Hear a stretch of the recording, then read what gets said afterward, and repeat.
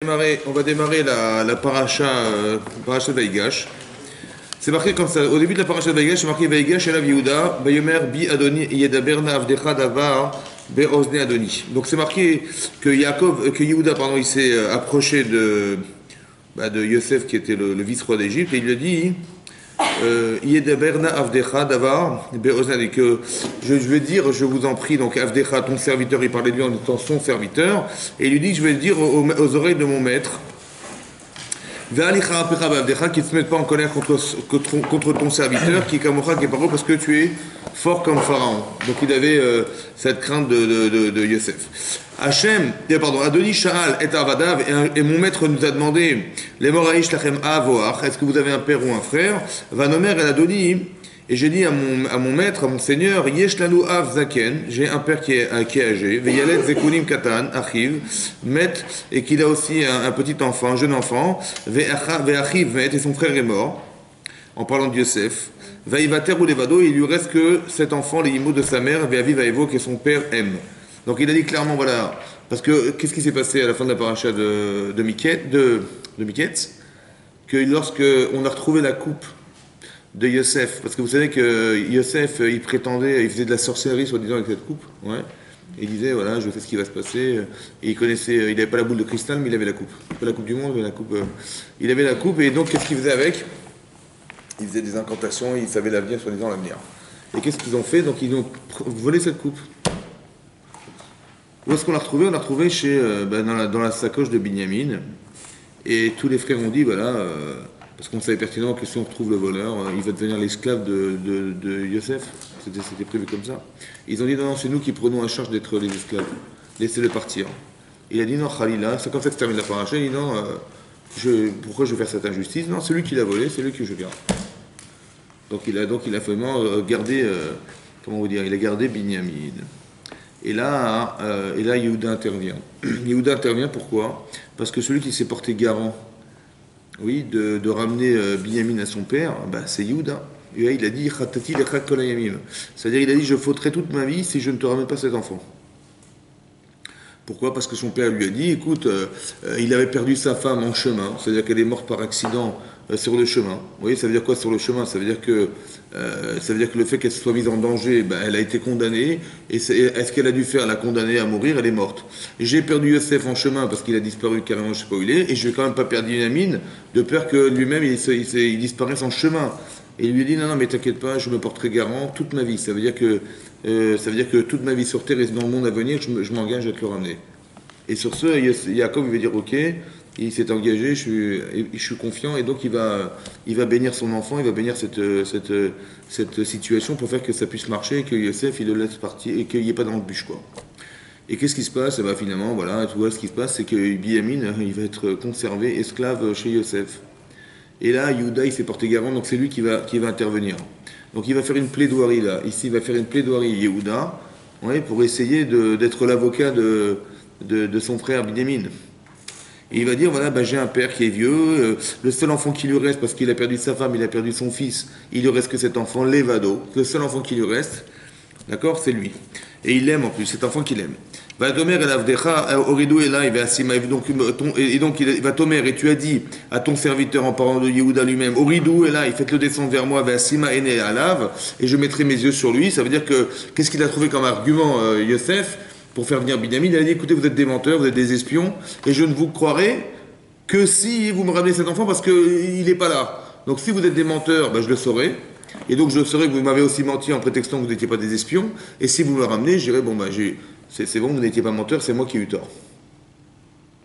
D'accord? Donc c'est ce qu'il a fait. Ils ont ramené Yehuda. Ils ont ramené Binyamin. Vanomer el Adoni, lo yuchal hana'ar la'azov et aviv. Vanomer el Adoni, donc j'ai dit à mon maître, en parlant de Yosef, lo yuchal hana'ar la'azov et aviv, ve'azav et aviv amet. L'enfant ne pourra pas quitter son père, et son père, ve'azav et aviv, et s'il abandonne son père, va mettre, il mourra. Donc il dit, tu sais, si cet enfant s'en va, mon père va mourir. Et toi, tu as dit que si vous ne revenez pas sans cet enfant, de toute façon, c'est même pas besoin de revenir. Or, c'était la famine dans le monde. C'était la famine, donc c'était sûr et certain qu'ils allaient revenir. Donc il était obligé de revenir avec Binyamin. C'était prévu, c'était comme ça, c'était organisé, c'était pensé. Vaïki alinu alavdecha. Aviv Anagel Lo et Livradoni. Donc quand on a été dire à notre père ce que notre maître nous a dit, ouais. Il a dit, bah, allez acheter de la nourriture, un peu de nourriture. On ne pourra jamais descendre en Égypte récupérer de la nourriture si notre frère n'est pas avec nous. Parce qu'on ne pourra pas avoir la face de cet homme, et que cet enfant n'est pas avec nous. C'est impossible. Et sur ce, ton serviteur a dit, Avi, allez-nous. Donc ton serviteur, mon père, a dit, allez-nous, Atem yedartem kishnem yadali ishti, vous savez que ma femme a accouché de 2 enfants, Vayetsa echad miti, un m'a quitté, Vaomer artarov tarav, et j'ai dit qu'il a été alors déchiqueté, Veloreiti vadena, je ne l'ai pas vu jusqu'à présent. Velakartem gamedze, vous allez prendre celui-là aussi, mais impala, de moment ma face, Vekaru Hasson, il va lui arriver un accident, Veoratem et tsevati, et vous ferez descendre ma vieillesse vers Hashéola, dans le mal et dans l'abîme. Ouais, je vais tomber dans l'angoisse, quoi. Et que si je vais retrouver ton serviteur qui est mon père, et que notre frère n'est pas avec nous, son âme est attachée à cette âme. Et lorsqu'il verra que l'enfant n'est pas là, va mettre, il va mourir. Et toi, tu vas faire descendre ton serviteur, mon père, dans une angoisse terrible. Ouais, Beyagon Sheola, au plus profond de l'abîme. Qui Avdecha rêve et que ton serviteur a été garant. Elle a nahar de cet enfant, mais il m'a vie avec mon père, les morts. Imlo Avinu Elecha. Et si je ne te le ramène pas, Vechatati la avi Kolaimi, j'aurais fauté vis-à-vis de mon père toute ma vie. Donc il a dit, ouais, je peux porter garant. Veata, Yashev na Avdecha Tachatahar. Installe-moi, je t'en prie, à la place de ce jeune homme. Eved l'a donné que je sois esclave pour mon maître, Ve'anar, Ya'al, et Merchav, et que cet enfant, il reparte avec ses frères. Donc il a dit, voilà, il a fait tout ça pour dire qu'au final, il voudrait remplacer son frère. Voilà. Qui er et elle est à la vie, parce que comment je pourrais monter en Israël, retrouver mon père, Vanar et Nouiti, et que cet enfant ne soit pas présent avec moi, Pen Are Baraa, Asherim Saetavi, et que je vais voir dans quelle situation se retrouve, dans cette mauvaise situation où se retrouve mon père, je ne pourrais pas supporter. Velo Yachol Yosef Itapek. Et sur ce, la Torah dit que Yosef, il n'a pas pu se retenir. Après cette plaidoirie qu'a fait Yehuda, donc qu'est-ce qu'il a fait en fait? Il a dit, écoutez, je pourrais ce sera insupportable pour moi de voir mon père dans une telle déchéance morale. Alors écoutez, c'est simple, renvoyez cet enfant et moi je serai Eved. Et sur ce, Yosef, il va se retenir, il ne pourra plus se retenir. L'Echonanit Savim Alav, devant tous les gens qui étaient présents devant lui. Vaikra ve'otziu kol ish. Et donc il a fait appeler, il a fait sortir toute personne. Il a dit comme ça, ve'otziu kol ish ma'alai. Faites sortir toutes les personnes devant moi. Je veux voir personne ici. Ve'lo amad ish ito bitvada Yosef. Et donc il a fait sortir tout le monde. Et personne n'était présent lorsqu'il s'est dévoilé à ses frères. Vaïten et kolo bebechi vaishmu mitzraim. Il a levé la voix en pleurant Yosef. Et il a été entendu de toute l'Égypte, de tous les gens présents en dehors de la salle. Vaishma bet paro. Et ça a été entendu dans le royaume de Pharaon. Vayomer Yosef elechav ani Yosef. C'est moi Yosef. Aod Avichai, est-ce que mon père est vivant? Velo yachlou leanototo. Ils n'ont pas pu répondre. Kini va'anu mipanav, parce qu'il était épouvanté devant ça. Vayomer Yosef elechav, et sur ce Yosef va dire à ses frères, Gishuna elai, rapprochez-vous de moi. Veya Gishu, ils se sont rapprochés. Vayomer ani Yosef, achichem, je suis Yosef votre frère. Asher machartem otim et mitzraima, que vous avez vendu en Égypte. Vous m'avez vendu en Égypte, aux Égyptiens.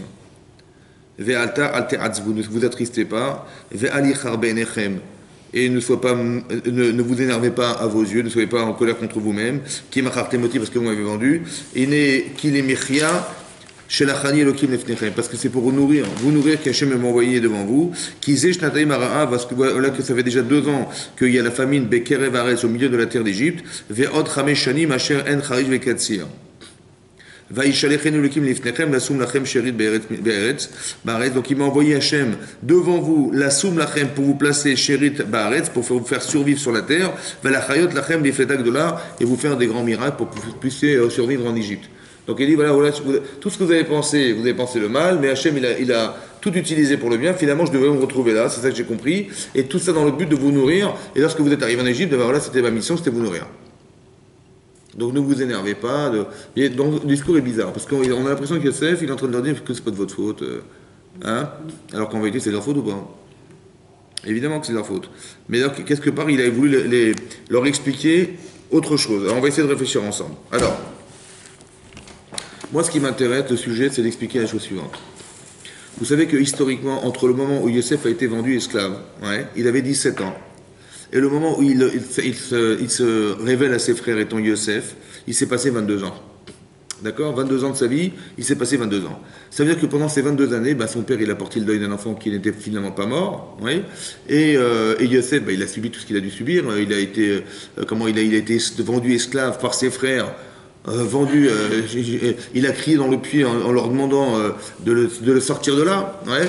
Donc ces cris-là, ça n'a pas marché, ça n'a pas suffi. En fait, ils se sont reprochés d'avoir peut-être souffert, mais pas de l'avoir vendu. Parce que quand ils ont retrouvé pour la première fois l'argent dans les sacoches, ils ont dit peut-être que la souffrance qu'on subit aujourd'hui, c'est la souffrance d'avoir écouté crier Yosef dans le prix Sauvez-moi, et qu'on est resté malgré tout indifférent à cette souffrance, et ça, on nous fait payer, entre guillemets, cette souffrance qu'on a manqué d'avoir. Ça veut dire que peut-être qu'on aurait dû souffrir pour lui parce qu'il criait dans le puits Sauvez-moi, et on aurait dû dire écoute, on est désolé, on va te vendre, il préfère qu'on te vende qu'on te tue. Mais ils auraient été sensibilisés par cette souffrance. Et ça n'a pas été le cas. C'est pour ça que, comme cette conscience n'a pas été présente, c'est une faute en soi.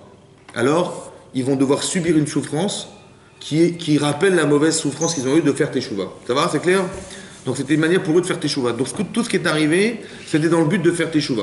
Donc quand ils ont retrouvé les bourses d'argent, bizarrement, ils ont repensé à Yosef. Et lorsque on a retrouvé la coupe dans la sacoche de Binyamin, qu'est-ce qu'ils ont dit? Ils ont dit, on va tous être tes avadim, on va tous être tes esclaves, mais laisse-le partir. Pourquoi ils ont dit esclaves? Laisse-le partir qui? Il a dit laisse partir Binyamin. Ou Yehuda, il a dit moi je serai ton esclave, laisse partir Binyamin. Pourquoi il s'est proposé d'être un esclave? Parce qu'il a vendu Yosef. Parce qu'il s'est reproché d'avoir vendu Yosef esclave. Vous avez compris ou pas? Ça veut dire comment ils réfléchissaient les Havot, comment ils réfléchissaient les enfants de... Comment ils s'appellent? Comment ils réfléchissaient les enfants de Yaakov Avinu? Hein? Comment ils réfléchissaient les enfants de Yaakov Avinu? Que ce qui leur arrive en vérité, ouais, que la souffrance organisée est révélatrice d'une faute qui a été réparée parce que, on va dire Eved parce que Eved, on va dire souffrance parce qu'on n'a pas souffert. Ouais? Et donc vous avez compris que ce qui nous arrive finalement, ouais, c'est ce qu'on a manqué de ressentir ou ce qu'on a décidé de faire. Quand c'est en faute, en fait, on va avoir un révélateur réel qui va nous rappeler, ou bien il faut comprendre que ça se passe comme ça, que finalement, ça va être un révélateur de ce qu'on a raté d'être ou de ce qu'on a mal fait. C'est clair? C'est ça? Oui? Maintenant, moi, ce qui me dérange, c'est la chose suivante. Pourquoi on est obligé de passer par des étapes pareilles pour comprendre? Quoi, il faut tout le temps souffrir? Hein? Il faut tout le temps souffrir pour comprendre des choses, des erreurs de soi? Ouais? Oui, vous avez compris? Pourquoi il faut tout le temps souffrir? Ça veut dire que s'ils n'avaient pas vu l'argent dans la sacoche, eh ben, ils avaient carrément oublié Yosef. Ils ne se seraient jamais remis en cause sous prétexte qu'ils entendent son frère crier dans le puits, ben, et qu'ils en restent, ça ne les a pas touchés. Oui? Ce qui est pire que ça, c'est quand ils ont vu leur père pleurer pendant toutes ces années. Il était à la maison, il vivait avec lui, ils étaient là-bas. Ouais? Et ça les a pas, ils se sont pas dit, bon, on a fait une bêtise, allez, on va ramener Yosef. Non. Comment ça se fait? Alors bien sûr qu'on parle des Havot, on parle de gens qui sont des grandes sadikim. On ne peut pas se permettre de critiquer non plus. Ça serait stupide de croire qu'au premier niveau, c'était des voyous. Non, ce sont les enfants de Yaakov Avinu. Donc il faut mettre des pincettes et comprendre qu'on n'est pas là pour critiquer, on est là pour comprendre. Moi, ce que je veux comprendre, c'est comment ça se fait que je peux voir une souffrance pareille. Je vois mon père pleurer, mais je ne décide pas de dire, mais il faut que ça s'arrête là. Que finalement, il pleure parce que bon, on a décidé, est-ce qu'on a fait une erreur, surtout qu'il n'arrive pas à se consoler, quoi. C'est une horreur. Si on pousse le raisonnement, ça voudrait... Comment? Si on pousse le raisonnement, ça voudrait dire qu'Yitzhak aussi devait passer par cette souffrance pour réparer quelque chose. Yitzhak? Pourquoi Yitzhak? Pardon, Yaakov. Oui, c'est sûr et certain, c'est sûr. Ça, je vais t'en parler aussi. Mais c'est pas le sujet. C'est vrai que quand Hachem il fait une chose, ça répare beaucoup de choses. Oui. On a expliqué que Rachid là-bas il dit qu'il a pleuré de nombreux jours son fils. Yamim Rabim. En fait, Rachid dit qu'il a pleuré des années. Pourquoi dire des jours pour dire des années? Il y a marqué il a pleuré 22 ans de sa vie. Pourquoi on n'a pas dit Shanim Rabot, de nombreuses années? On a dit des jours nombreux. Oui. Alors c'est une parenthèse, mais t'expliquer comme ça. En fait, pourquoi Yaakov il a dû voir son fils partir de sa maison? Parce que lorsqu'il était chez Lavan, c'est marqué qu'il a travaillé pour Rachel pendant 7 ans. Mais ces années, elles sont passées Keyamim Achadim. Yamim Achadim. Ces années-là sont passées comme des jours comptés. Be'avatota, par amour pour elle. C'est marqué encore une fois des jours comptés, et là-bas c'est marqué de nombreux jours. Pourquoi pour dire des années on a dit des jours? C'est bizarre. Hein? C'est bizarre. Là-bas le Maharal de Prague explique comme ça. Il dit comme ça. Finalement, qu'est-ce qu'on lui reproche, dit Rashi? Le manque de Kibud Avaim. Il n'a pas pu respecter, il n'a pas respecté ses parents lorsqu'il était chez Lavan. Et ce manque de Kibud Avaim, de respect, d'honorer ses parents, ce manque-là qu'il n'a pas eu, il va le retrouver avec son fils qui va lui manquer. C'est ça qui est marqué là-bas. Le problème, c'est que, qui c'est qu'il a envoyé chez Lavan? Lorsque Yaakov, il a su que, par sa mère, que son frère voulait le tuer, sa mère, il dit, écoute, il faut que tu te sauves de là, ton frère veut te tuer, il faut que tu partes chez Lavan. Et son père a été d'accord, il dit, tu vas même trouver ta femme là-bas. Ça va? Donc c'est clair que qu'il a fait Kibud Avaim. Il a respecté son père et sa mère. Et lorsqu'il était là-bas, il ne pouvait pas retourner voir ses parents, puisque s'il retournait voir ses parents, son frère le tuait. Est-ce qu'on a le droit de se laisser tuer sous prétexte de faire une misode Kibud Avaim? Non. Ça va? Donc qu'est-ce qu'on lui reproche finalement? S'il allait là-bas, il ne pouvait pas parce qu'il allait se faire tuer. Et si, il a dû partir, c'est parce que ses parents étaient d'accord, c'était avec le consentement de ses parents. Ou est-ce qu'il a été manquant de Kibud Avaim? Il n'a pas ressenti le manque. Voilà. Alors on a dit, c'est ça qu'explique le Maharal, il dit, c'est passé vite. Quand il était chez Lavan, ça s'est passé rapidement. Mais quelqu'un qui ne peut pas faire Kibud Avaim, il a fait de mitzvah, il ne peut pas parce que son frère veut le tuer. Ok, mais il est préoccupé par la mitzvah, il est dérangé par le fait de ne pas pouvoir la faire. Donc, quand on est préoccupé jour après jour de ne pas faire une mitzvah, parce que malheureusement son frère veut le tuer chez lui à la maison, c'est long ou c'est court? C'est long. Or, c'était rapide. Donc forcément, ce manque n'est pas présent. C'est-à-dire qu'on ne lui reproche pas de ne pas l'avoir fait, la mitzvah. On lui reproche de ne pas être construit pour la mitzvah. C'est pour ça qu'il va se reconstruire avec son fils. Mais non, ça c'était la parenthèse pour répondre à ta question. Et moi, ce qui m'intéresse, c'est pas ça. Ce qui m'intéresse, c'est de comprendre autre chose. Comment ça se fait que dans des situations de vie, on est indifférent à ce qui se passe, on ne comprend pas ce qui se passe? Quand il faut qu'on lui tape dessus, il faut qu'on ait l'angoisse d'être en prison, parce que quand ils ont retrouvé une sacoche, ils ont dit, voilà, ça nous rappelle une souffrance. Quelle souffrance? Peut-être qu'on a manqué de souffrir pour notre frère. Pourquoi son frère revient à la surface? Ça fait 22 ans qu'il s'est oublié déjà. Quand il voit son père pleurer, ils disent, on est peiné. Mais ils n'ont pas décidé d'aller retrouver Yosef là où il pouvait se trouver. Ils n'ont pas été le chercher. Comment ça fait qu'il y a des situations de vie, on voit des choses et on ne se reproche rien en fait, vous comprenez? Il se passe des trucs autour de soi et ça ne nous remet pas en cause. On est complètement indifférent à ce qui se passe. Il faut nous pousser à l'extrême où il faut arriver à une situation pareille où il garde Binyamin, son père il va pas supporter, on va réagir, on va commencer à comprendre que finalement c'est ça qu'on voulait nous reprocher. Pourquoi on n'est pas capable de le faire sans ça? C'est compliqué ça. La remise en cause, on veut faire teshuva et il faut qu'il nous arrive une catastrophe totale pour se rendre compte qu'il y a un problème. Encore faut-il comprendre ce qui se passe. Mais quand on a compris, il faut qu'il nous arrive un truc pareil pour comprendre. Comment ça se fait? Comment ça s'explique ce phénomène? Hein? Non, il y a deux options. Soit ça veut dire que c'est nous qui les créons. On a fauté. Par exemple, on a vendu Yosef, on a fauté. On a vu notre père pleurer. Comment ça se fait que je vois mon père pleurer en sachant qu'il n'a jamais perdu son fils et puis je le laisse pleurer? Comment vous comprenez ça, vous? Hein? Au lieu de dire, oh là là, j'ai fait une gaffe. Là, j'étais trop loin. Je vais rechercher les veaux, je ne vais pas le laisser dans cet état-là. Non, je vais... Vous avez compris? Comment ça se fait que je le laisse? J'ai pas de confiance. Mais si, attendez, je sais que je l'ai vendu, je sais ce que j'ai fait, je l'ai vendu, et mon père, il pleure d'un enfant qu'il n'a jamais perdu. Ouais? Comment ça se fait que ça ne me permet pas de me remettre en question?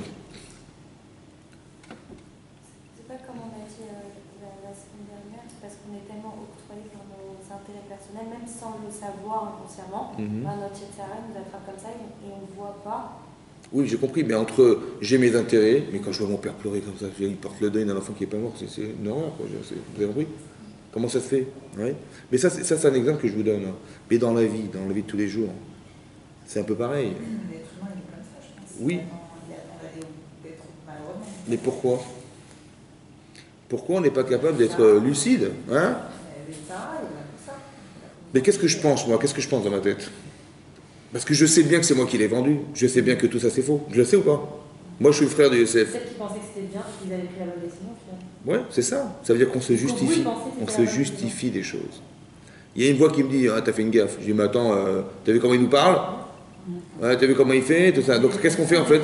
En fait, Oui, c'est des excuses, mais qu'est-ce que ça veut dire? Tout est légitime, tout est légitimable. Hein? Oui, on veut toujours tout justifier. En fait, il y a une voix qui me dit ah, qu'est-ce que t'as fait, t'es bête ou quoi? Ou il y a une voix inversée qui me dit mais qu'est-ce que tu te casses la tête avec celui-là? Ouais. Parce que le problème, il est très grave. En fait, quand Yosef, il va arriver, mais qu'est-ce qu'il va faire? C'est une catastrophe qu'il a fait. Ça va? Ça veut dire qu'il a pensé qu'il allait être roi d'Israël. Mais ça veut dire qu'on va couper le clan Israël en deux. Il y aura roi David, il y aura Yehuda qui va être roi d'Israël et qui va engendrer la royauté de Yehuda, et il y aura Yosef, monsieur Yosef, il va faire un nouveau parti, ouais, les gilets jaunes et tout ça, et donc il va couper, c'est pas possible, vous comprenez, c'est impossible. Donc, il faut absolument qu'on décide. Ils ont décidé légitimement de le condamner, parce qu'il était rebelle contre la royauté, parce que, etc. Donc ça veut dire qu'il y a un problème de... C'est ça qu'ils ont argumenté. Dans le Midrash, c'est le Midrash Rabbah, qui explique que, plusieurs explications, et une des explications, c'est que il s'est rebellé contre Israël, contre la royauté d'Israël, c'est pas possible. Donc il valait mieux se débarrasser de lui, le condamner, on l'a pas tué mais on l'a vendu esclave, plutôt que de mettre en péril toute la famille de Yaakov Avinu qui est le Israël en soi. C'est ça la problématique. Mais non. Donc quand je vois mon père pleurer, qu'est-ce que je lui dis moi? Ben, je ne peux quand même pas ramener Yosef à la maison, évidemment. Parce que si c'est ramené, ça va retomber en preuve.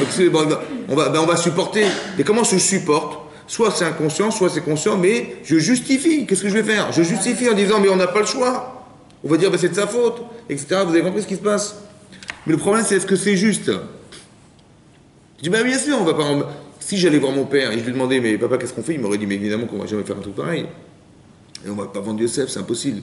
Donc on est piégé, vous avez compris ou pas? C'est là, qu'est-ce qu'on fait? Qu'est-ce qui se passe? Comment ça se fait qu'on s'est fait avoir? Parce que lui, il va utiliser des sentiments personnels engagés contre moi. Je ne vais pas aller voir mon père parce que mon père, il va le défendre. Ça va? Il n'est pas objectif, mon père. Donc qu'est-ce que je suis obligé de faire? Contre sa volonté. Mais aussi, je suis obligé de me justifier. Parce que, est-ce que j'ai fait une gaffe? Ben non, je pense que j'ai fait ce qu'il fallait. C'est ça qu'il fallait faire, n'est-ce pas? Et le problème qu'on a dans la vie, ouais, c'est qu'on n'est pas capable de voir le problème parce que on a du mal à s'accuser. Et aussi parce que si je peux intellectuellement me justifier, j'ai pas de problème.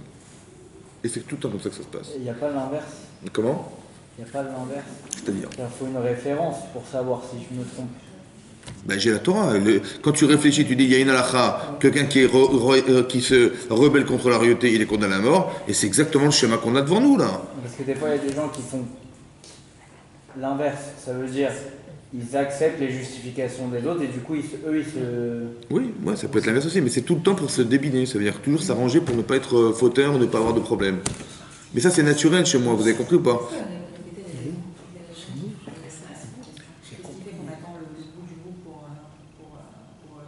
Parce que naturellement, on ne veut pas se condamner. C'est comme ça. Donc on va trouver intellectuellement, si je suis bête, je peux me condamner. Parce que je ne trouve pas de choses qui me justifient. Voilà. Mais quand je suis intelligent, je vais toujours organiser que dans mon cerveau, il y a quelque chose qui justifie en fait. Pourquoi je cherche toujours à me justifier? Ouais. Parce que de me culpabiliser, c'est de me rabaisser. Mais mon cerveau, il ne veut pas que je souffre. À l'idée que je sois nul. Alors il faut que je trouve des arguments. C'est pas de la gava, c'est parce que simplement, il y a une certaine forme de fierté de soi. Il faut faire la nuance entre la fierté et l'orgueil. La fierté, on est fier de soi. On doit être fier de ce qu'on est, on doit être fier de ce qu'on va faire, on est fier. L'orgueil, c'est d'avoir des droits sur les gens. Parce que je suis, j'exige. Ça, c'est de l'orgueil. Je dis, voilà, je suis comme ça, vous faites ce que je vous dis, machin, parce que je suis le chef, parce que je suis... Non, ça, c'est de l'orgueil. Par contre, d'utiliser un pouvoir au service de quelque chose, ben, si je me sens pas être le roi de la situation ou le maître de la situation, ben, je vais avoir une forme de défaillance personnelle, évidemment. Donc je suis fier de ce que je suis, mais jamais déborder en pensant que parce que je suis fier de ce que je suis, j'ai un droit sur les gens et ça devient de l'orgueil. Vous avez compris? Ou de l'audace. Non, ça non. Vous avez compris? Donc il y a une forme d'humilité. Mais l'humilité permet de pouvoir se regarder, alors que la fierté mal jugée, elle ne permet pas de se remettre en cause. Parce que d'un côté, j'ai envie d'avancer dans ma vie, et d'un côté, quand je dis que je n'ai pas réussi, j'ai l'impression de reculer. Et ce recul me dérange. Donc émotionnellement, je n'ai pas envie de vivre cette expérience. Donc forcément, je vais toujours m'arranger pour essayer d'argumenter ou de prétexter pour ne pas être dans la situation de... Vous avez compris ça? Ça fait partie d'un phénomène. C'est ça qu'on dégage ici.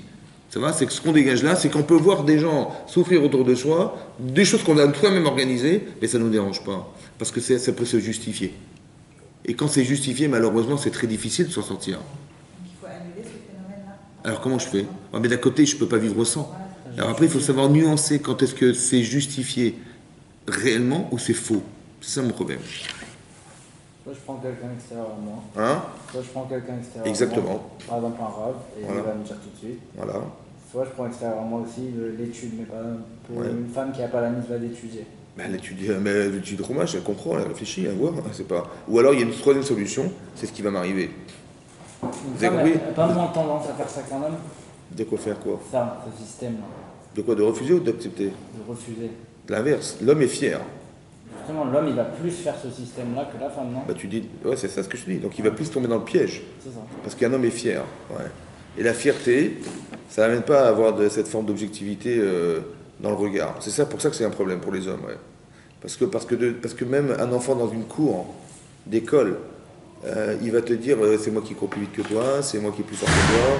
Et on est toujours dans la concurrence parce qu'on est fier de soi. Un garçon est fier. Donc il a du mal à s'accepter. Tu vois, à s'accepter dans ses erreurs. C'est pour ça qu'il faut être très nuancé quand on fait reproche à des hommes en particulier, parce que la fierté fait que le type il va t'envoyer balader.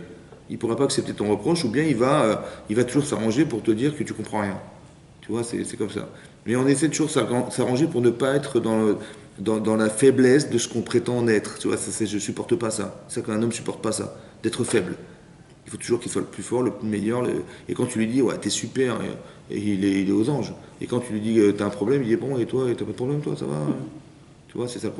Ici, ce qui est marqué là, c'est intéressant parce que ça veut dire qu'on apprend des enfants de Yaakov Avinu que naturellement, on occulte. C'est comme ça. Et quand on occulte, on a du mal. Il faut qu'Hachem, en fait, ce qui va se passer, c'est que la vérité, elle va venir de l'extérieur. C'est incroyable. Hein.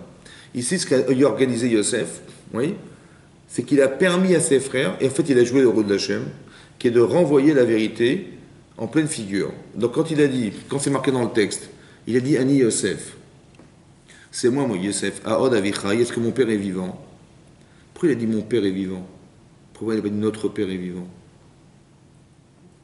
Hein? Et il a dit c'est moi Yosef, mon père est vivant? Pourquoi mon père est vivant? Notre père, puisque c'est moi Yosef, donc je suis votre frère. Oui, après il a dit mon père et pas notre père. Oui.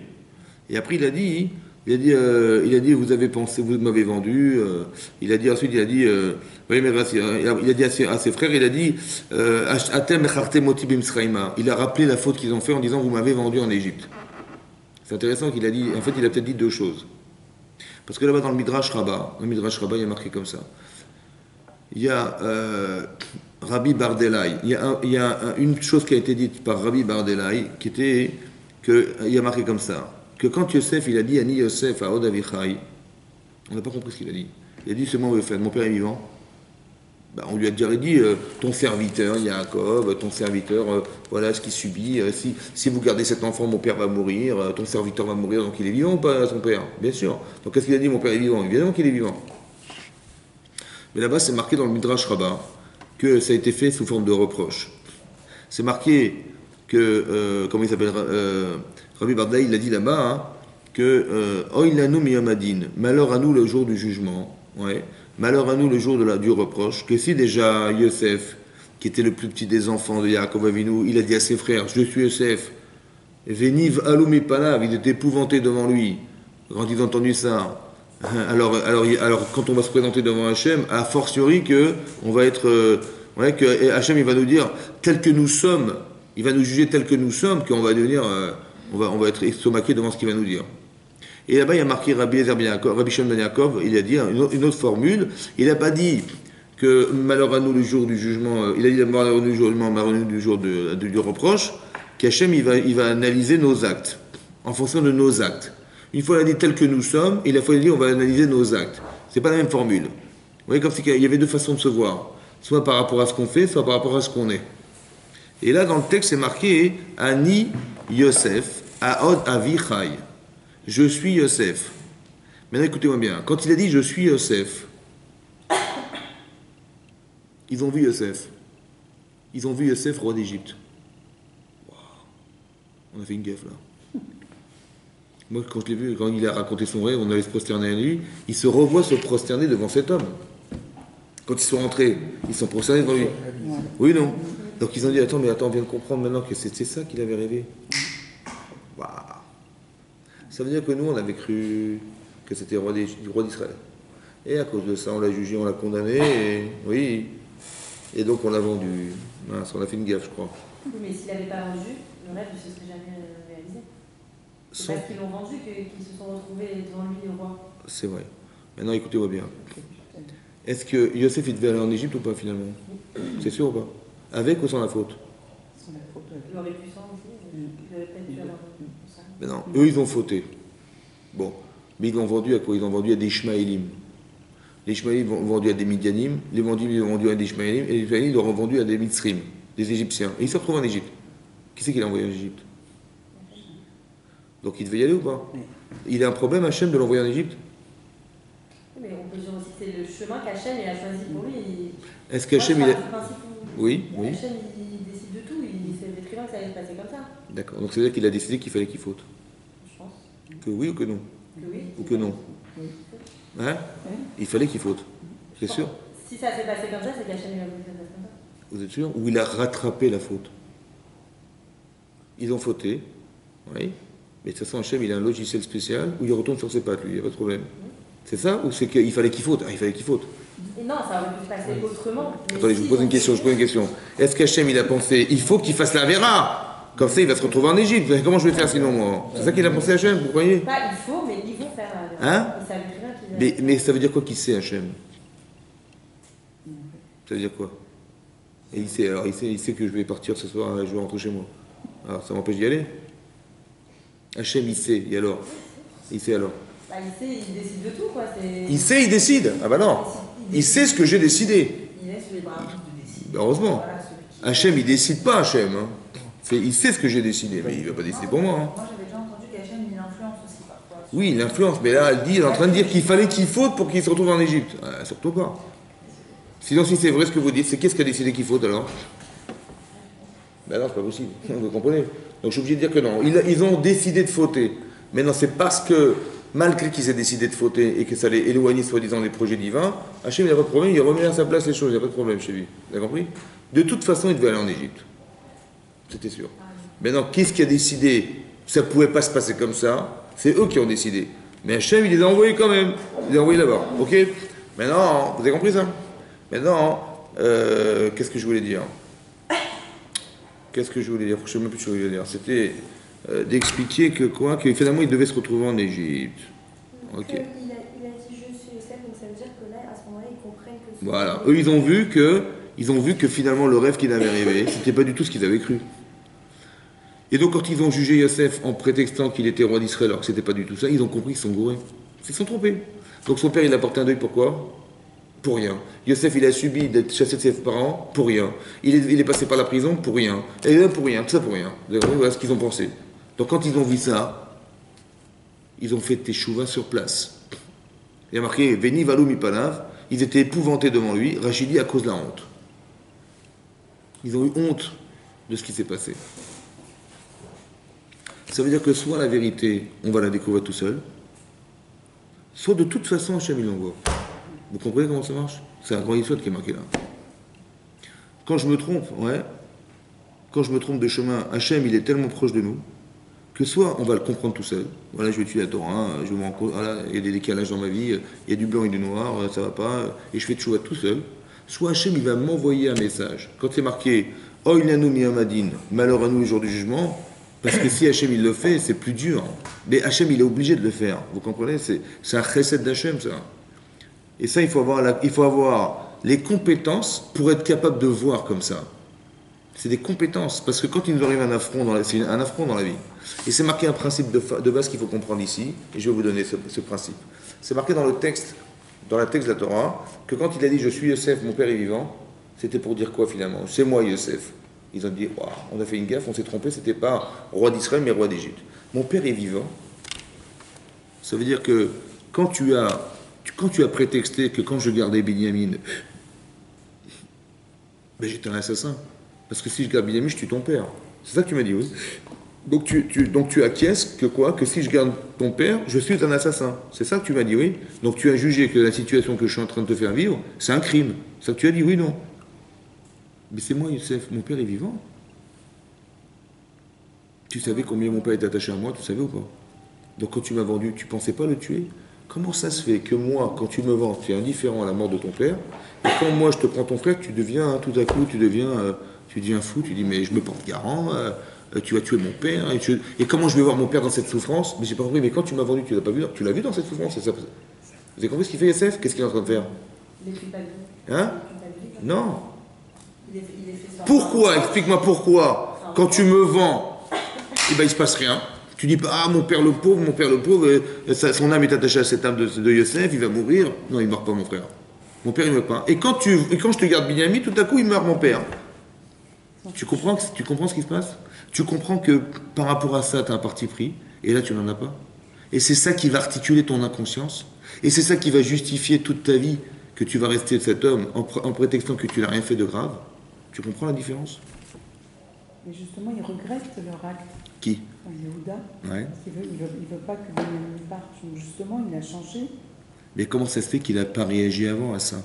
Attendez, vous êtes en train de dire. Oui. Il dit, mais qu'est-ce que tu es en train de faire? Mais tu vas tuer mon père si tu fais ça. Donc il est en train de juger la situation en disant, mais tu es un criminel. Mais il ne se rend même pas compte que c'est lui le criminel. Vous comprenez ce que je veux dire? Parce que c'est ce qu'il a fait à son père quand il a vendu Yosef. Il savait pertinemment que Yosef c'était l'enfant préféré, c'était l'enfant à qui on appris la Torah, il avait des privilèges. Seulement la différence, c'est quoi la différence? C'est quoi la différence? La différence, c'est que Yehuda, il a un problème avec Yosef, mais il n'a pas de problème avec Binyamin. Le problème qu'il a avec Yosef, c'est que si Yosef est vraiment le roi d'Israël, moi, je perds ma raison d'être. Donc inconsciemment, qu'est-ce que j'ai envie de faire, moi? Inconsciemment. Mais j'ai envie de me débarrasser de ce qui me fait de l'ombre. Vous comprenez? Mais Binyamin, il ne me fait pas d'ombre. Et c'est ça, et cette partie forte consciente que j'ai de perdre mon rôle, ça crée de l'inconscience vis-à-vis de la souffrance que j'occasionne. C'est ça qui est marqué là. C'est ça qu'il lui dit Yosef. Mon père est vivant. Ouais. Pourquoi il a dit mon père et pas votre père? Montre à quel point t'es attaché à lui. Sinon, Parce que quand tu m'as vendu, c'était pas ton père. oui. C'était le mien. C'était pas. Il a dit mon père pour dire mais pas le vôtre. Vous avez compris ce qu'il a dit? Quand tu m'as vendu, si c'était ton père, tu aurais dit ah mais comment j'ai pu faire ça à mon père? Non, c'était mon père. À ce moment-là, c'était mon père. Mon père est vivant parce que manifestement, il n'était pas le tien. Parce que si c'était le tien, tu m'aurais jamais vendu. Vous avez compris ça? Ça veut dire qu'il faut avoir une sensibilité de comprendre que quand on fait des choix dans sa vie, il faut faire attention de ne pas rendre tributaires les autres de notre choix et de les rendre malheureux parce que j'ai choisi. Moi, j'ai choisi, mon père il va souffrir, qu'est-ce que j'y fasse? Vous avez compris? Je n'ai pas le droit de faire ça. Il faut que je réfléchisse que quand je crée quelque chose qui crée de la souffrance autour de moi, il y a forcément un problème. Et quand je me justifie, c'est Yetzirah, c'est pas Yetzirah Tov, ça. Vous avez compris ce qui se passe? Et des fois, c'est tellement puissant que même là, on ne se rend pas compte et on se justifie, on s'explique et on se machin pour ne pas se culpabiliser. Dans quel type de décision? Hein? Dans tous les types de décisions. Dans ce qui peut être grave. Ça veut dire soit je m'en rends compte tout seul, soit c'est Hachem qui va me le dire. Oh, il a nommé Amadine, oh, il a nommé. C'est un malheur à nous le jour du jugement, parce que quand Hachem il va nous le dire, ça va être plus difficile. On n'a pas d'en attendre qu'il nous lise là-haut. Hein. Déjà dans sa vie, si on a le mérite que ça se passe là, déjà, ça veut dire qu'on a enlevé un problème profond chez soi. Vous avez compris que c'est un chesed d'Hachem, ça? Maintenant, qu'est-ce qu'il a fait, Yosef, pour que ça puisse se faire? Vous avez vu que Yosef, il est transparent dans l'histoire? Il n'est pas là, Yosef. Il dit, voilà, il est le roi d'Égypte, ils l'ont pas reconnu. Mais il a organisé autour de lui quelque chose qui va faire que ils vont faire teshuva. Tu vois? C'est un peu ça que fera Hachem. Le jour du jugement, hein, ouais, il va nous faire juger une situation. Oh, il a nommé Amadine, malheur à nous le jour du jugement, malheur à nous le jour du reproche. Ça veut dire que d'abord, on va nous faire juger une situation, et après, on va accepter le reproche. Mais pas l'inverse. Pas qu'on va dire, t'as vu comment tu t'es comporté, t'as vu ce que t'as fait, t'as vu ce que t'étais. Je dis, mais comment ça? Mais moi, je vais vous expliquer pourquoi. C'est comme si Yosef, il avait fait d'abord, il avait dit, bon, les petits cocos, ça va? Vous me reconnaissez ou pas? Non? Vous êtes qui? Eh bien, c'est moi, Yosef. La première fois, ils sont arrivés, on a refait un petit tour de table. Qu'est-ce qu'ils auraient dit? Je dis, mais pourquoi vous m'avez vendu? Mais j'ai dit, attends, comment tu nous parles? Comment tu as osé? Ils auraient pu prétexter quelque chose. Donc, il a fait exprès de faire l'inverse. Il a dit voilà, maintenant que tu as jugé que c'était coupable, alors c'était toi le coupable. C'est plus facile, vous avez compris? Mais ça, c'est par respect. Quand je fais ça, c'est par respect pour la personne. Je respecte les gens, c'est pour ça que je ne me permets pas de leur dire en pleine figure ce qu'ils ne vont pas. C'est ça qu'il fait Hachem. Il crée des situations similaires, vous avez compris? Par exemple, ils ont ouvert les sacoches, ils ont vu qu'il y avait de l'argent. Mais quand ils ont vu l'argent, ils ont dit, mais ça veut dire qu'on n'a pas payé. Mais on a payé. C'est-à-dire que les gens qui devaient recevoir ça n'ont pas reçu l'argent, ils vont se plaindre, ils vont nous retrouver, ils vont nous envoyer en prison. C'est ça qui va se passer. Et tout à coup, j'ai peur. Et quand j'ai peur, je pense à Youssef. C'est marrant, hein? C'est quand j'ai peur, pour moi, que tout à coup, Youssef, il remonte à la surface. Il dit, ah, peut-être qu'Hachem, il nous fait souffrir à la proportionnelle de la souffrance qu'a Youssef et qu'on a, oui, supporté. Comment ça tu supportes? Comment tu supportes? Alors on va te faire souffrir pour que tu comprennes. Ça va? C'est-à-dire que oui, il se faisait ce cheminement-là. Hachem, il n'aura pas téléphoné. Il a créé une situation qui est hasardeuse et qui est improbable, qui est révélatrice que je t'ai mis à Shamaïm. Oui, parce que c'est pas normal qu'ils aient retrouvé les gros agents dans les sacoches. Et cette anormalité révélatrice que c'est Hachem, oui, c'est pas normal. Et donc, ils se sont remis en cause. C'est-à-dire qu'il y avait quelque chose, il y avait une base d'Irat Shamaïm derrière. Et lorsqu'ils ont vu que finalement la coupe, on l'a retrouvée dans la sacoche de Binyamin, il a dit, vous inquiétez pas, c'est Hachem qui a décidé. On sait que Binyamin est innocent, c'était juste pour nous que ça s'est arrivé. C'est-à-dire qu'ils ont compris qu'Hachem, il leur a fait un petit clin d'œil sympathique pour leur dire, écoutez, la vente de Yosef, ça va pas. Mais ça veut dire qu'il a fallu 22 ans pour pouvoir se rendre compte de ce problème. C'est-à-dire qu'on a peut-être des vieux problèmes en nous qui ne sont pas solutionnés, mais qu'Hachem, il veut qu'on s'en débarrasse. Alors il crée des situations de vie organisées pour qu'on ait l'éclairage. Et on va se débarrasser des problèmes qu'on a. Et quand je vais regretter, je vais avoir honte, à ce moment-là, quand j'ai honte de ce que j'étais, ou de ce que j'ai fait, si j'ai honte de ce que j'ai fait, j'ai honte de qui? Quand ils ont vu ça, ils ont été épouvantés, estomaqués devant Youssef, et ils ont eu honte, dit Rashi. Veni valou mipanav, ils étaient épouvantés devant lui, ils ont eu honte. Ouais? Honte de quoi? Hein? De soi. Mais c'est qui? Puisque c'est la même personne. J'ai honte de moi, mais moi qui ai honte, et celui de qui je parle qui a j'ai honte, c'est le même. C'est le même, non? Bah oui. Alors comment ça se passe? J'ai honte de quoi? Bah, de ce que j'ai fait. Mais la même personne qui a fait il y a 22 ans et aujourd'hui c'est la même personne, c'est les mêmes. Bah non, elle a évolué, elle est plus. Hein? Elle a évolué. D'où tu sais que tu as évolué? Bah, c'est marrant. Ah, puisqu'elle est devant cette situation. Non, parce que si tu as honte, c'est que tu as évolué. Oui, Si et tu n'as qu'elle a pas honte, réagi de la même manière. c'est que tu es la même personne. Si tu n'as pas honte, c'est que tu es la même personne. Donc la honte, c'est un révélateur de grandeur ou de petitesse?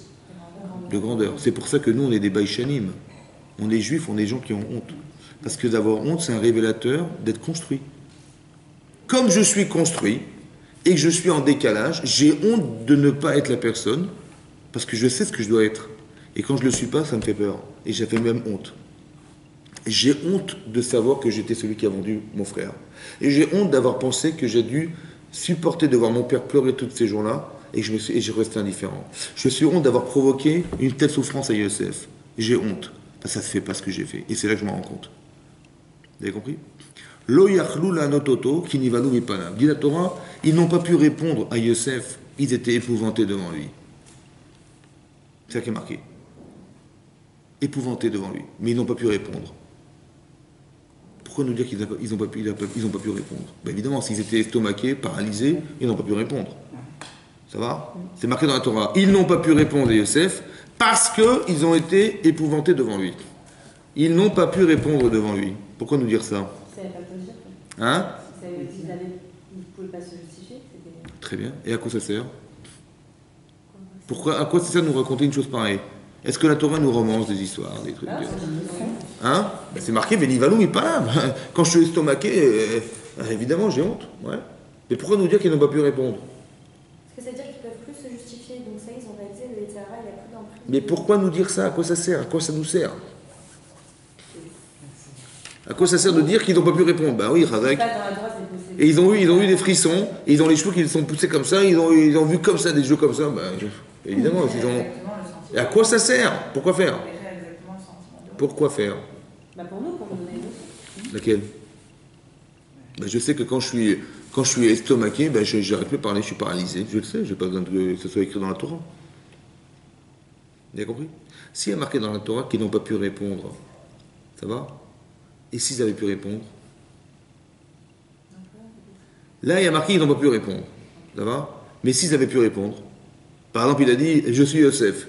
Mon père est vivant. Il a dit, ah, c'est toi Yosef. Ben, tu mérites d'être... Tout ce que tu es, tu le mérites. Tu sais pourquoi? Ils n'ont pas eu honte au final. J'ai compris, mais s'il a pu répondre, si j'ai pu répondre, finalement, tu m'as fait la honte, pourquoi?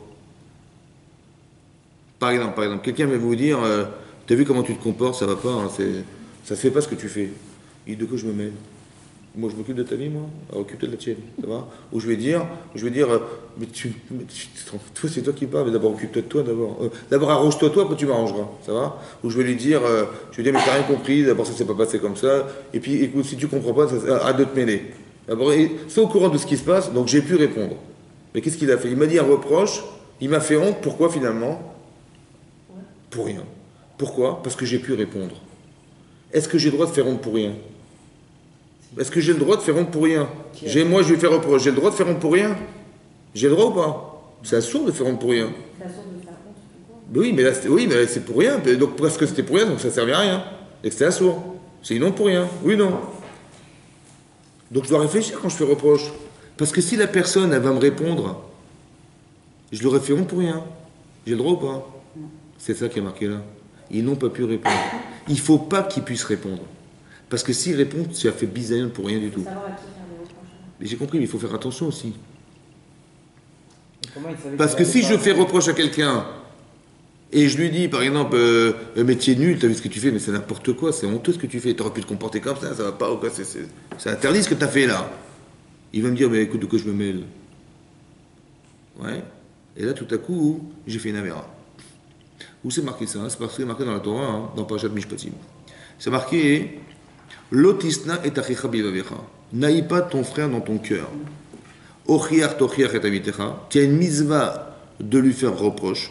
Ochiach tochiach. Réprimander, tu le réprimanderas ton prochain. Mais lotissa la frette.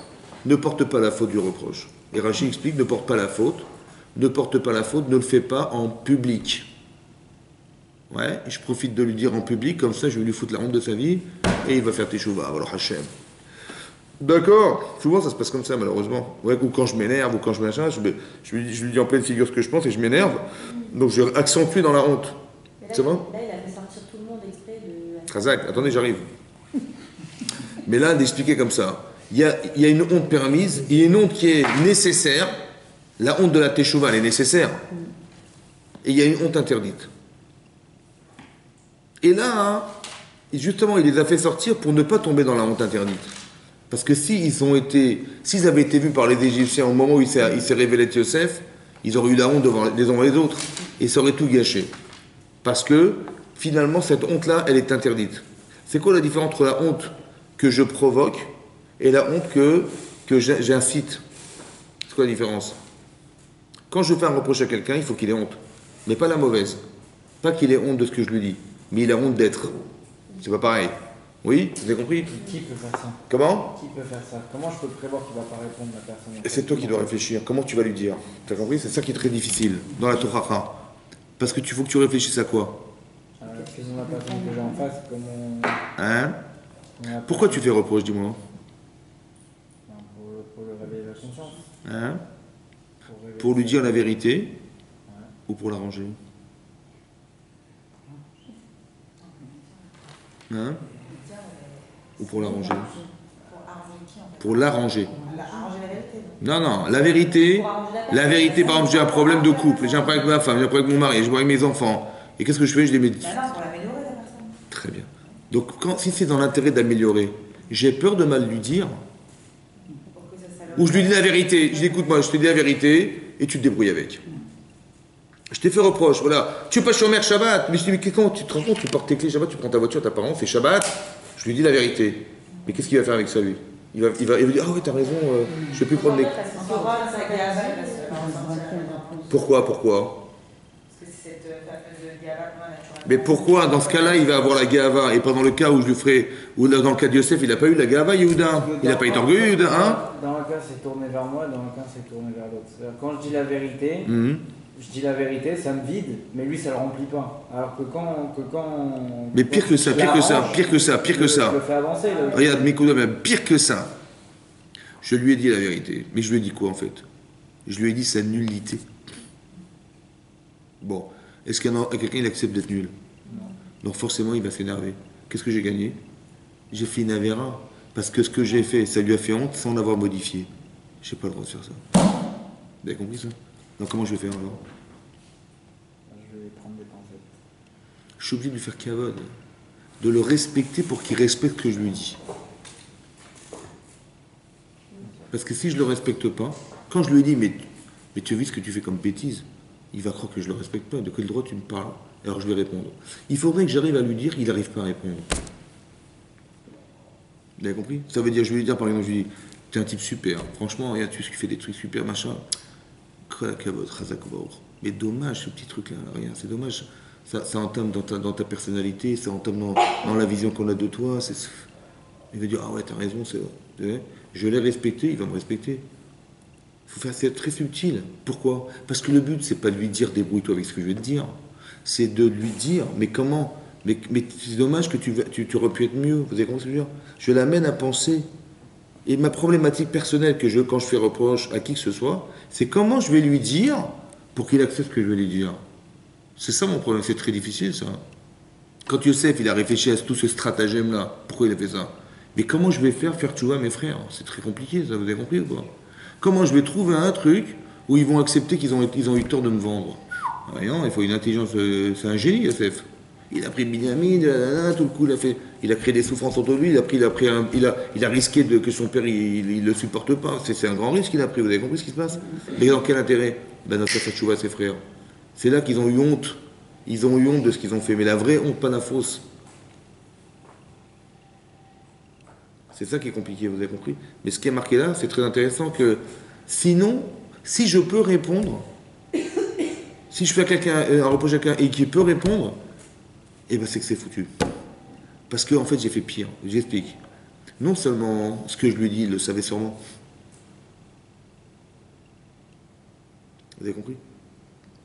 Mais en plus, je lui ai fait savoir. Lui, il le savait secrètement, il savait qu'il avait un problème. Mais là, je l'ai fait savoir. Wow. C'est sûr qu'il ne va pas supporter. Pour ça, il faut faire très attention. Parce que de dire aux gens que ça ne va pas, ça ne sert à rien. Par contre, si tu as déjà l'intelligence de voir que ça ne va pas, alors dis-lui comment il aurait fallu que ça soit. C'est ça qu'il aurait préféré, vous avez compris? Plutôt que de me dire, mais ça ne va pas. Regarde ce que tu fais, nanana, nanana. Mais je dis, bah, merci beaucoup. Hein. Il va répondre, pourquoi il va répondre? Parce qu'à quoi ça sert ce que tu m'as dit? C'est juste pour me faire honte? Ou tu veux te venger contre moi? Vous avez compris? Soit ça se passe autour de moi, soit ça se passe avec moi. Ça veut dire que tu as utilisé le public pour soi-disant me foutre la pression et pour que je fasse tes chouvas. Mais c'est l'inverse qui va se passer. Tu m'as créé une frustration, j'ai même pas envie de t'écouter, tu m'as dégoûté. C'est ça qui va se passer. Le Yetzirah, vous avez compris comment ça marche? Ne porte pas la faute de ce que tu vas dire, parce que là, ça va être pire. Parce que de savoir qu'on est fauteur, ben oui, ben on s'arrange, on essaie de s'arranger. Mais en plus, quand tu l'entérines en disant je suis nul, ou j'ai un problème, mais de quoi tu te mêles? Laisse-moi tranquille. C'est pour me répéter ce que je sais déjà, ça sert à quoi? À me faire honte, c'est tout ce que tu voulais, c'est tout. J'ai aucun intérêt. Par contre, si tu me dis ce que j'aurais dû faire, alors là, c'est autre chose. Là, je te dis merci. Parce que manifestement, si j'ai pas su le faire moi-même, c'est que j'ai pas trouvé la solution. Donc si toi tu as l'intelligence de me dire comment je dois faire, ben, je suis content. Là je te respecte. Mais si c'est pour me répéter ce que j'ai pas fait, vous sert. Et c'est souvent ça qui se passe. Quand on fait reproche à des gens, ouais, c'est souvent ça qui se passe. On leur parle de ce qu'ils ne savent pas faire. Et ça dérange. Pour ça que Youssef, il a trouvé un truc où ils ne pourront pas répondre. Parce que si tu ne peux plus répondre, tu es d'accord. Il ne faut pas qu'ils répondent. Il ne faut pas que la personne puisse rétorquer quoi que ce soit. Parce que dès l'instant où tu rétorques, c'est que tu refuses. Comme si que tu te justifiais tout seul sans qu'on te fait de reproches. Quand je vois mon père pleurer, c'est un reproche. Bah oui, je sais pourquoi il pleure, parce que j'ai vendu son fils. Mais il lui croit qu'il est mort, je lui ai menti, mais en fait il n'est pas mort. Mais je me le reproche ou pas? Mais je me le justifie, parce que je dis, attends, mais c'est pas de ma faute, c'est la sienne. Et puis, et pour le cavote de mon père, je l'ai fait, parce que mon père, il a construit une famille qui va s'autodétruire si monsieur Youssef, il devient roi d'Israël, ça va pas. Donc je l'ai fait pour lui. Tout ça, je me justifie, vous avez compris? On se justifie tout le temps. Il faut jamais qu'on accepte qu'on ait un problème, c'est pas possible. Mais il faut un jour avoir l'humilité de se dire que tant que je ne suis pas capable de me regarder, j'ai un problème. Il faut que j'ai au moins la liberté de me voir. Vous comprenez ça? Ça veut dire d'être double. Il faut pas seulement vivre dans son cocon, mais d'être capable de se voir, d'avoir l'humilité de se dire mais comment j'ai pu faire ça? Mais quand je dis comment j'ai pu faire ça, c'est que je me vois faire, alors que j'ai pas envie de me voir. Parce que de me voir faire le mal, c'est de s'accepter fauteur, et ça j'accepterai jamais. Donc il faut avoir cette forme d'humilité, ou alors d'avoir goûté à la teshuva une fois dans sa vie, pour se dire les bénéfices qu'on a de faire teshuva. Parce que quand on a changé, on est mieux. Alors pourquoi je vais me priver d'être mieux? Alors c'est pas grave, au contraire, je sais que c'est un bénéfice, donc je vais me regarder. Alors que l'inverse, quand j'ai jamais fait de choix de ma vie, comment je sais? Parce que quand je fais un reproche à quelqu'un, il dit de quoi je me mêle. Ça veut dire qu'il n'a pas compris que quand je lui ai dit ça, par exemple, c'était pour qu'il arrive à être meilleur. Et lui, il a cru que j'ai voulu lui faire la honte de lui rappeler qu'il est nul. Vous avez compris ce mécanisme-là? C'est ça le problème. Mais comme la personne, elle ne comprend pas que c'est mieux pour elle, elle croit que c'est pas bien pour elle, oui, parce qu'elle se cache d'être au final. Parce que quand j'ai une tâche sur moi et que j'ai pas envie qu'on la voie, eh ben je la cache la tâche. Et ben quand je mens ou quand je trouve des prétextes, je cache les tâches. Voilà, c'est ce que je fais en fait. Ouais. Quand je me suis dit, mais moi pas du tout, et inconsciemment, c'est comme ça, parce que de te justifier fauteur, mais c'est de te rabaisser. Mais tu veux pas te rabaisser, donc forcément tu vas pas penser. C'est comme ça. Vous comprenez? C'est comme ça. Alors qu'il faut avoir l'intelligence de savoir, mais non, j'ai une tâche, mais j'ai la tâche. Donc quand j'ai une tâche, ben, je prends ma chemise et je la mets dans la machine à laver. Et quand comme ça, j'aurai un vêtement propre. Cette conscience d'être propre. Et quand je suis propre, ben, je suis lucide. Par contre, là, je ne suis pas lucide. Parce que je vais voir des situations de vie, mais je ne vais même pas les voir. Je suis aveugle.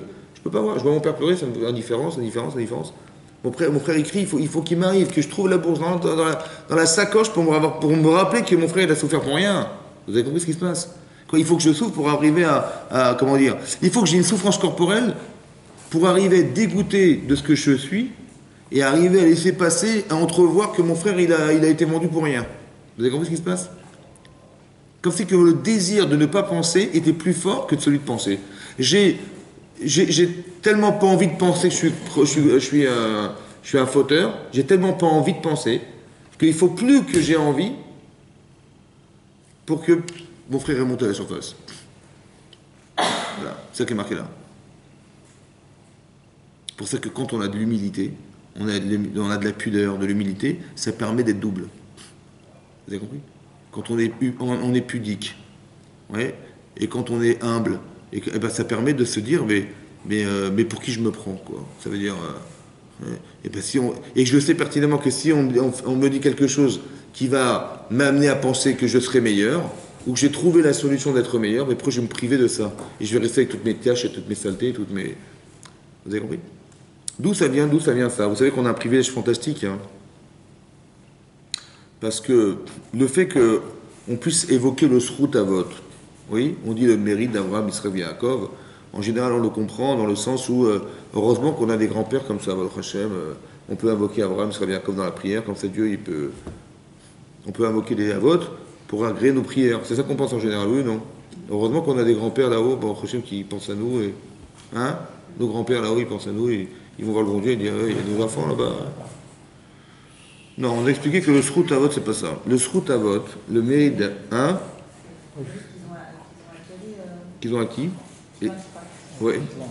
Et que grâce à eux, et que grâce à ces mérites-là, nous, on peut invoquer leur grandeur par leur mérite et annuler leur mauvais décret, par exemple.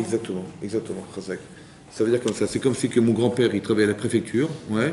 Mon grand-père, il travaille à la préfecture, et heureusement que mon grand-père, il travaille comme ça. Comme moi, je fais des erreurs, je brûle des feux rouges et je machin, au moins, je peux dire à mon grand-père, va voir le préfet et tu lui enlèves les PV. C'est ça ou pas? Donc Dieu, il est corrompu carrément, quoi. Ça veut dire que il est corrompu, mais à mort, quoi. C'est-à-dire, il participe à la magouille, Dieu, ouais, bah oui, parce que c'est une astuce entre le préfet et mon grand-père qui travaille à la préfecture. Donc, on fait de la petite magouille, comme ça, et Dieu, bien sûr, Dieu, il accepte la magouille, évidemment. Non, mais vous avez compris, quand vous dites mon grand-père, par ce route-là, mon grand-père, il va intervenir. Pas forcément, il y a une balance. Soit oui, soit non. Est-ce que la personne a le mérite? Mais non, mais c'est quoi cette histoire de faire croire que parce que Abraham, il est Abraham, alors Bisrout, mon grand-père Abraham, alors Hachem, il va fermer les yeux? Non, parce que c'est ça. Alors c'est quoi? Vous avez dit que par le mérite de leur mitzvot, que quoi? Ouais? Ils interviennent pour nous, c'est tout. Hein? Ils interviennent. Oui. Mais c'est juste ou c'est faux? Mais c'est vrai. Mais non, non, c'est juste qu'ils interviennent, mais c'est juste l'intervention. Elle est juste l'intervention. Ah, Moi j'ai fauté. non, c'est parce que c'est à chef de décider dans quel degré on regrette. Lâchem, voilà. Mais non, vous dites, vous me faites intervenir les avotes. Mais qu'est-ce que ça va avec moi? Parce qu'on regrette, parce qu'on prie. Mais qu'est-ce que ça va avec les avotes? Mais moi j'ai regretté, j'ai pas besoin de mon père pour ça. C'est quoi ce que t'as voté? Ah, c'est ça, c'est quoi le srout avot? Alors, srout avot, c'est comme ça. Le srout avot, c'est comme ça. En vérité, Abraham, Israël et Yaakov, ils ont fait des choses exceptionnelles dans leur vie. Oui, non. Mais est-ce qu'ils sont devenus des gens exceptionnels? Eh bien, vous descendez d'eux.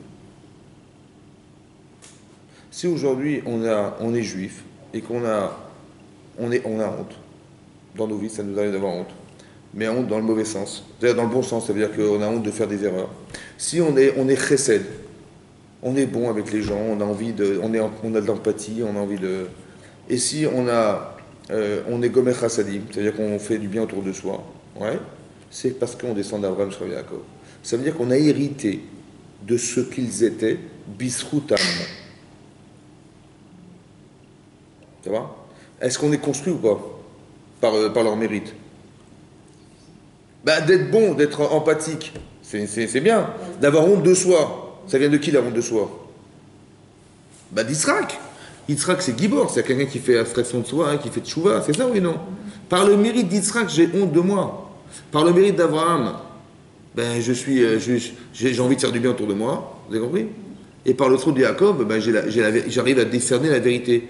Je suis l'héritier de Abraham, Israël et Yaakov. Par ce mérite-là qu'ils ont fait, c'est le mérite que j'ai d'avoir des grands-parents pareils. Par le mérite, ouais, c'est ça que ça veut dire. Donc on est construit ou pas? Potentiellement. Mais non.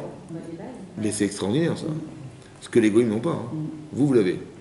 C'est un privilège. C'est ça le srout avot. Le mérite de nos pères, c'est que tout le boulot qu'ils ont fait de façon préliminaire, on en a hérité tout ça. Pour ça que quand vous voyez la Torah, les épreuves qu'ils ont eues, elles sont énormes. Pourquoi? Parce que la matière première, c'est eux la matière première. Nous, on n'est que les enfants qui ont hérité de tout ça. Donc ça veut dire qu'on a des forces naturelles, qui sont présentes en nous. On peut être fort dans sa tête, on peut vouloir se battre contre etc. On s'abandonne pas dans la vie. On dit pas on est foutu. Non, non, tout ce qui m'arrive, je sais que c'est de ma faute. Et machin, j'abandonne pas. D'où je sais, parce que Yosef, il n'a pas abandonné. Yosef dans un puits pendant 12 ans, et il avait l'espoir qu'il allait s'en sortir. Mais d'où vient cet espoir? C'est lui qui l'a construit. Et nous, on l'a hérité. C'est srout avot, ça. C'est le mérite de Yosef qu'on ne perd jamais espoir. Maintenant, tout ce qu'on doit faire, c'est quoi dans la vie? Ben, c'est coller à ce que nous sommes. Fais des choses qui correspondent à ce que tu es. Quand on dit fais des mitzvot, fais tes chouvas, arrange-toi. En vérité, j'ai besoin que d'être connecté avec ce que je suis. On t'a pas demandé de te construire. On t'a pas demandé de te construire. On a juste demandé de remplir des cases. T'es Rahman, alors sois Rahman. Tu es bon, alors sois bon. Fais des mitzvot dans ce sens. Juste nourris cette relation que tu as avec ta Hachem et avec toi-même. Parce que tu n'as pas besoin de te construire, on n'a pas besoin de faire des épreuves d'Abraham Avinu, prends ton fils, sacrifie-le. On n'a pas besoin. De mon grand Kiddush Hashem comme Israël, pas besoin, c'est fini, ça a été fait. Donc, on a cette potentialité. Maintenant, il faut juste que quoi? Qu'elle soit mise en exercice dans sa vie, parce que tu es cet homme. Donc quand je faute, c'est que je me détache de ce que tu es le srout avot. Vous comprenez ou pas? Par ce qui se passe ici, pourquoi Yosef il s'acharne? Oui. C'était pas son travail, lui. Son travail, c'était de s'occuper d'Égypte. Et bien il va avoir une nouvelle mission, c'est de s'occuper de ses frères. Pourquoi? Parce que le clan Israël, il est constitué de ses 12 enfants. Donc s'il y a un problème à l'intérieur de ces 12 enfants, si à l'origine de ce que nous sommes, il y a un problème, vous imaginez l'arbre comment il va pousser ou pas? Donc il est obligé de s'acharner et d'essayer d'enlever ça. Et ce qu'a fait Yosef avec ses frères, Hachem, il le fait aussi avec nous. Vous avez compris ce qui se passe? C'est ça le chesed d'Hachem. C'est qu'on a un potentiel. Quand on est clair avec soi-même, on apprend la Torah, on fait des mitzvot, on correspond à ce que nous sommes, il faut juste faire correspondre la potentialité avec la réalité. C'est tout ce qu'on t'a demandé. C'est incroyable.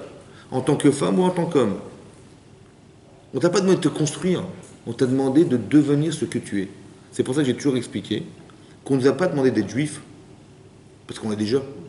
Mais par contre, il faut le devenir. Ah, c'est autre chose.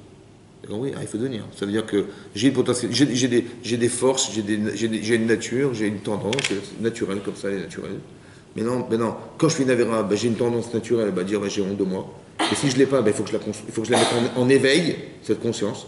Et quand je me dis, mais non, mais pourquoi moi et pourquoi ma maman? En vérité, je suis en train de me couper avec la vôtre. Vous avez compris ça? Que Abraham, il n'aurait jamais fait ça. Pourquoi je vais le faire moi? Vous avez compris ça? Ça veut dire que je suis en train de comprendre ici quelque chose, ouais, que quand Yosef il a fait ce reproche, c'est pour les rapprocher de ce qu'ils étaient vraiment eux-mêmes. Quand vous dites j'ai honte de moi, j'ai honte de moi, j'ai honte de ce que j'étais, parce que maintenant je sais qui je suis. J'ai changé ma façon de penser. Et bien finalement, qu'est-ce que je suis? Je suis ce que j'aurais dû toujours être. Mais qu'est-ce qui Vous avez compris ça? qu'est-ce qui J'aurais dû être cette personne. Et maintenant que j'ai pas été, j'ai honte de moi. Mais plus la honte est profonde, plus la construction est grande. Mais cette potentialité, on l'a puisqu'on est descend d'Yitzhak. Il faut juste la mettre en avant et pas faire le soi-disant et je sais pas quoi, on va pas se mentir. Donc, puisque tu as cette potentialité de pouvoir te remettre en question, mais utilise cette potentialité. Puisque tu as cette potentialité à être juste, sois juste comme Israël. Si tu as la potentialité à être empathique et faire de toi quelqu'un pour au service des autres, mais fais-le, vas-y, tu as Abraham Avinu, tu as le sroud d'Abraham. Pas le sroud qu'il a fait quelque chose d'Abraham, le sroud de ce qu'il est devenu et ce qu'il nous a engendré. Nous sommes les héritiers des Havot. Et bien, cette potentialité qu'on t'a offert comme cadeau, utilise-la dans le bon sens. Tu n'as pas besoin de faire autre chose que de t'adapter à ce que tu dois être. C'est tout ce qu'on t'a demandé. C'est incroyable. Et donc tout le combat du Yetzer, c'est d'éviter de nous amener à cette situation de vie. De nous empêcher d'atteindre ce qu'on doit être. C'est que ça qui fait le Yetzer. D'arriver à couper les liens. Et comment on peut devenir ce soi-là, si ce n'est que par des situations créées par Hachem? Comment D'abord, on peut les auto-créer? Hein? Comment on peut se les créer par nous-mêmes sans passer par... Déjà, quand tu fais des visites, quand tu étudies la Torah, tu apprends le Shulchan Aruch, tu apprends la Lacha, et ça, tu vas coller à ce que veut dire. Il y a des gens qui étudient beaucoup et ça reste dans le secret, ça ne descend jamais. C'est des gens qui. Mais pour ça qu'il faut un esprit, tu as raison, il faut dans l'esprit. Voilà, et oui, mais dans l'esprit. Plus... Bah oui, parce que. Mais si tu sais pourquoi, si tu t'es donné un but dans ta vie, ouais, et tu sais pourquoi tu fais des choses, mais tu ne les fais pas pour toi, tu les fais pour quelque chose. Parce que je t'explique. Vous avez compris la paracha? Il y a deux choses dans la paracha. Il y a un projet personnel et un projet divin. Le projet personnel, c'est que par exemple Yosef, il va permettre à ses frères de vivre, ça c'est le projet de Yosef. Mais le projet divin, c'est que Yosef, il doit préparer l'exil des Bnei Israël en Égypte. Parce que qu'est-ce qu'il a fait Yosef? Quand il a dit les Égyptiens, ils étaient mourants parce qu'ils n'avaient plus de quoi manger, il dit écoutez, il n'y a pas de problème, juste faites la Brit Mila. Il dit quoi? Ils ont été voir Pharaon, le président. Il dit maintenant, il nous demande des folies, il nous demande de faire la Brit Mila. Il dit tout ce que Yosef vous dit, faites-le. Mais pourquoi il a fait ça? Parce que quand les Israéliens vont venir après, ils vont faire la Brit Mila. C'est pas quelque chose d'étranger, ils connaissent. Il va leur dire écoutez, vous allez tous déménager. Ah bon, pourquoi? Les gens du nord au sud au nord, à l'est, à l'ouest, ils vont tous déménager. Pourquoi? Il a fait ça pourquoi? Parce que quand les Israéliens viendront, ils seront des étrangers. Nous aussi, on est étrangers. De toute façon, ça ne nous choque pas. On ne va pas refouler les étrangers, on est nous-mêmes étrangers. Mais tout ça, ça a été pensé. Vous avez compris? Ça veut dire qu'il y a un projet divin, il y a un projet personnel. Il faut toujours comprendre ça. Non, le projet divin, moi je ne connais pas le projet divin, mais quand je fais des misotes, c'est sûr que je rentre dans ce projet. Et quand je fais une avéra, c'est sûr que j'y échappe. Quand les frères de Yosef, ils ont vendu Yosef, ils ont échappé à ce projet. L'avéra, elle nous fait échapper, c'est le but de Yetzirah. Mais Hachem, il s'arrange. Il dit, bon, c'est Ishmaël, machin, il va les vendre. Mais il va se retrouver en Égypte, t'inquiète pas. Mais ça, c'est le projet divin. De toute façon, Hachem, il n'est pas perturbé par ce qu'on va faire. Paro, il va voir que dans le ciel, les astrologues ont dit, le sauveur d'Israël, il va mourir avec de l'eau. Il va dire, il va mourir noyé. En fait, ils ont vu de l'eau, ils ont vu Moshe Rabbeinu. En fait, qu'il a fauté parce que Moshe, il a frappé le rocher duquel devait sortir de l'eau, et au lieu de parler, il a frappé. Et donc, sa faute, c'était ça. Mais ils ont cru, il va se faire noyer, il va mourir noyé. Ils ont cru comme ça. Donc, il dit, il faut le noyer. Bon, alors, ils ont pris tous les enfants qui étaient nés, ils l'ont noyé. Finalement, qu'est-ce qui s'est passé? Comment ça s'appelle? Yochebed, elle a accouché prématurément, elle a mis son fils dans le Nil, et qui a été récupéré par Bitchabat Paro, la fille de Paro, et finalement, il a grandi chez Paro. C'est-à-dire que Paro, il voulait le tuer, et finalement, c'est lui qui l'a entretenu jusqu'à ce qu'il sorte dehors. C'est-à-dire, Hachem, il s'arrange, ne vous inquiétez pas, il n'y a pas de problème. C'est-à-dire que tu veux faire un truc contre lui, de toute façon, il va s'arranger. C'est toi qui vas t'occuper de lui. Donc Hachem, il n'a pas de problème de nos avérotes et nos machins. Si tu fais des mises-votes, tu rentres dans le projet super. Si tu fais d'avérotes, de toute façon, il y a comme s'il y avait deux dimensions. Il y avait ma propre dimension, il y a mon projet personnel, et il y a le projet divin. Que lui, il a une autre dimension, il voit autre chose. Il faut qu'on arrive au Mashiach un jour, donc il va s'arranger, ne vous inquiétez pas. Seulement, si je participe à ce projet, super, et si j'échappe, j'échappe, c'est moi qui choisis. Mais on a les aptitudes, c'est ça que je vous explique. Srout un vote. Et donc tout ce que fait Hachem, c'est que quand on est en décalage, il nous crée des situations de vie. Qu'on ait la cohérence de voir ça, et qu'on ait l'humilité d'accepter. Et à partir de ce moment-là, on a honte de soi, et on change, et on... Parce que ce qui m'arrive, c'est comme si Hachem me téléphone. C'est pareil. Oh, il a nommé Amadine. Si des gens devant Yosef, devant Hachem, mais en vérité, devant Yosef et Hachem, c'est pareil. ce moment-là, je ne le vois pas. Mais c'est Hachem qui l'a envoyé Yosef. Vous avez compris, c'est pareil. Il faut avoir cette ira de Shamaïm, que quand on voit une chose nous arriver, c'est Hachem qui l'a envoyé lui-même. C'est comme si il m'appelle directos. Il dit, allô, ça va, comment vas-tu, ça va? Tu as vu ce qui t'arrive? C'est pareil, c'est la même chose. Mais si ça avait été lui, j'aurais eu... Mais quand je vois ça, je dis pas, mais c'est lui, mais c'est Yosef. Non, c'est pas Yosef. En fait. C'est vrai que c'est Yosef, mais derrière, c'est Hachem. C'est ça qu'il faut comprendre. Vous avez compris? Donc c'est ça qu'il faut retenir, que, en fait, il faut savoir comment aider les gens à s'en sortir. C'est ce qu'on apprend de Yosef. Que tout ce qui t'arrive, les réflexes que nous avons, c'est de comprendre que c'est Hachem qui les organise. Oui. Et avoir la subtilité et l'intelligence de savoir comment dire aux gens. Et pas de faire de façon brutale, de dire des reproches brutalement comme ça, en disant, bah, écoute, voilà, j'ai remarqué ça, écoute, j'ai vu des choses que tu n'as pas vues, je suis même étonné que tu n'aies pas vu, et ben je te le dis en pleine figure, et débrouille-toi avec. Non, ça ne se fait pas ça. Parce que ça mène de la honte et ça ne mène pas à progresser, au contraire, ça dégoûte, et ça, c'est pas l'objectif. Donc il faut faire très attention de respecter les gens. Et c'est dur parce que quand nous on respecte la Torah, et de voir les gens qui ne le respectent pas, c'est dur d'accepter. Mais ne le faites pas pour vous, faites-le pour lui. Moi, mais jamais de la vie, mais quand je vois ça, ça me dégoûte. Mais je dis, mais ne le fais pas pour toi, fais-le pour lui. Pour lui, pour qu'il s'arrange. Et c'est ça qu'Hachem il veut. Il veut pas que tu le jettes, il veut que tu l'arranges. Ça va? Il y a un de ses enfants qui part en cacahuète. Donc quand tu vois un des enfants par il dit, bah, j'espère que quelqu'un va s'occuper de lui. Mais c'est ça qu'il pense Hachem, il pense pas l'inverse. Donc toi, tu dis égoïstement, il dit, ouais, mais attends, qu'est-ce qui nous pollue notre vie? Non, fais-le dans l'intérêt. Donc quand tu le fais dans l'intérêt de l'autre, ou dans l'intérêt d'Hachem, tu réfléchis autrement. Comment je vais faire? Je n'ai pas envie de gâcher l'histoire. Comment je vais réfléchir pour lui dire? Et quand tu le fais comme ça, tu vas essayer de trouver la meilleure des manières pour lui faire comprendre avec toutes les subtilités que tu peux imaginer et le respect que tu peux avoir de lui, de l'amener à penser, et ça c'est différent. Vous avez compris? Et c'est dans cet esprit qu'on fait avec nos enfants, avec notre femme, notre mari, c'est pareil. Comment je vais lui dire? Comment je vais lui dire pour ne pas qu'il se vexe et ne pas... C'est pas pareil. Et dans cet esprit-là, on évolue, mais pas l'inverse. Parce que s'il va répondre, de toute façon, ça va bloquer, il va m'en vouloir et c'est perdu d'avance. C'est pour ça que c'est très important que si j'ai des choses à dire, que je les dise de façon respectueuse, pour que la personne, elle change. Parce que l'objectif, c'est pas de lui dire, c'est qu'il arrive à changer. Comment il va accepter ce que je vais dire? C'est autre chose. C'est pareil, Yosef, quand il dit j'ai trouvé une astuce pour qu'il accepte ce que je dis, parce que quand je l'ai fait juger d'une situation qu'il a condamnée, que lui-même, il se voit être condamné par ça, c'est pas moi qui l'ai dit, c'est lui qui l'a dit. Donc il s'est jugé tout seul, c'est pas de lui dire. Et c'est du respect, ça. Et oui, c'est ça qu'il faut. Chazak ou Baruch. Chazak ou Baruch. Alors,